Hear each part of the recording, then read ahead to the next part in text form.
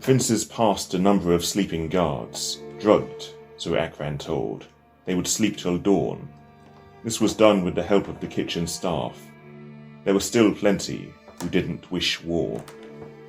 All the same, they could not risk being seen, for there was still a great distance to travel, and just one servant could rouse half the city with troubling haste by the alarm bells.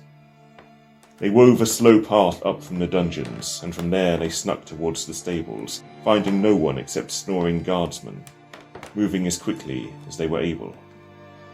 Most of the castle's staff were fast asleep, or else were fleeing ere the king's return, terrified of his infamous fury, and the chastisement their treachery would earn. Akran silent swore to himself at this thought that he would reward all who had helped him, assuming he could indeed prevent a war. If not, they had likely helped to kill him. 2 horses awaited the 2 princes, saddled and bearing bags packed with supplies to see them through the Abodi forest, their best hope to travel and not be spied. There were other items Akran had ordered, left for him on a bench. First was a hood, and with it a cloak for the freed prisoner, which would conceal him as well as they could. There too, bound to a sturdy wooden stave, was the banner of the royal household, a sight to fill him with regret and pain. 3 red swords set behind a crown of gold. "You must bear this banner behind my steed," he said slowly, handing it to Zyrandaen. "All will know the prince himself rides at speed on some urgent task, and keep out of our way." Zyrandaen seethed as he took the banner, hating the thought of bearing the foe's sigil. But, like with all else, he could raise their colours, or else he could content himself to be killed. The stable hands had also fled away. They too would have to live long in hiding, like the 5 men who'd abandoned the gate through which the 2 princes were soon riding. The streets were not so dead as the castle, and the guards stationed there were wide awake, though mostly they watched for drunken rascals, not for a foreign prince's bizarre escape.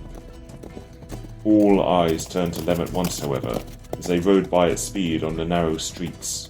Akran himself and some tall banner-bearer riding to the eastern gate on horses fleet. Gossip would spring up like weeds in their wake, and grow the worse when they learned what he'd done. Would they understand what he'd tried for their sake? Or was he soon to be the king's faithless son? The gate came into view, and Zyrandaen, swallowing his pride, held the banner high and called out in a booming voice, "Make way! The prince rides on urgent business, make way!" The guards at the gate were shocked at the sight, but soon they scrambled to their duty, opening the way for the 2 princes' flight, their eyes wide as each rode by them at speed. It was at that same moment of their escape that all heard the sound of bells from behind, an alarm reaching the easternmost gate from the king's castle. It came almost in time. Someone had doubtless followed the trail of sleeping guards down to the vacant cell ere they raised the alarm.